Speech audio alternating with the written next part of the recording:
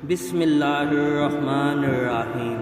السلام علیکم۔ ایک بادشاہ تھا جس کے پاس بے شمار دن دولت تھی۔ اس کے 4 بیٹے تھے۔ ایک بار وہ سخت بیمار ہوا، بہت علاج کروایا لیکن کوئی فائدہ نہ ہوا۔ جب بچنا محال دیکھا تو سوچا کہ میری جو بھی ملکیت ہے وہ ابھی اپنے لڑکوں میں تقسیم کر دوں، کل ایسا نہ ہو کہ میرے مرنے کے بعد آپس میں لڑکے جدا ہو جائیں۔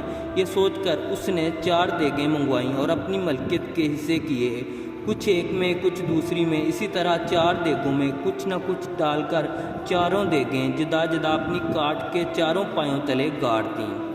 جب سکرات کا وقت آیا تو 4 بیٹوں کو بلا کر کہا، بیٹا، دن دولت ایسی شے ہے جس کی وجہ سے ہمیشہ خون خرابہ ہوتا ہے۔ میں نے اپنی ساری ملکیت 4 حصوں میں تقسیم کر دی ہے اور 4 حصے الگ الگ اپنی چارپائی کے 4 پایوں کے نیچے دفن کر دیے ہیں۔ میرے لیے تم 4 ہی آنکھوں کے تارے ہو، اپنی ملکیت کا کوئی حصہ بھی چھوٹا بڑا نہیں کیا، اس لیے تم میں سے ہر ایک میرے لیے روبرو اپنا اپنا پایا مقرر کر لو اور میرے مرنے کے بعد ان کے نیچے جو بھی گڑا ہوا ہو سو کھود کر نکال لینا۔ لڑکوں نے باپ کی یہ بات منظور کر لی۔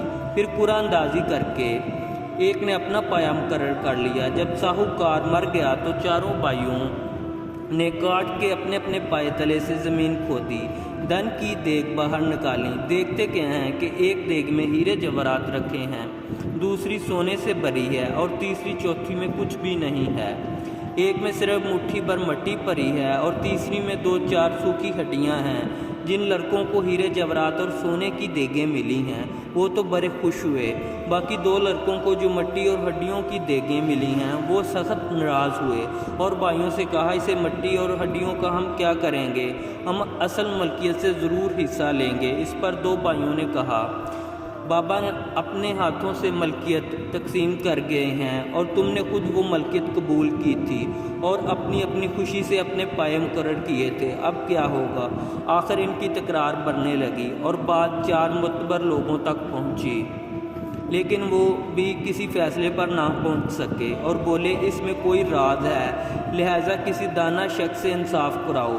سبھی بھائی اس پر راضی ہو گئے اور کسی دانا شخص کو تلاش کرنے لگے، لیکن ایسا کوئی دانا شخص نہ ملا جو فیصلہ کر سکتا۔ تب وہ 4 ساتھ ساتھ ملک کے بادشاہ کے پاس انصاف کے لیے گئے۔ بادشاہ ان کی بات سن کر پہلے تو سوچ میں پڑ گیا، لیکن پھر بیت کی گتھی سلجھاتے ہوئے بولا، تمہارے باپ نے بالکل صحیح فیصلہ کیا ہے۔ ہیرے جواہرات والا ہیرے جواہرات لے لے اور سونے والا سونا لے لے۔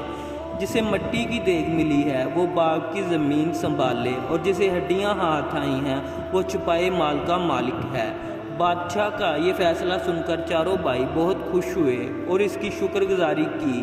4 بھائی بادشاہ کے دانش اور دانائی کی تعریف کرنے لگے اور دعائیں دیتے اپنے گھر آ پہنچے اور آپس میں پیار محبت سے رہنے لگے۔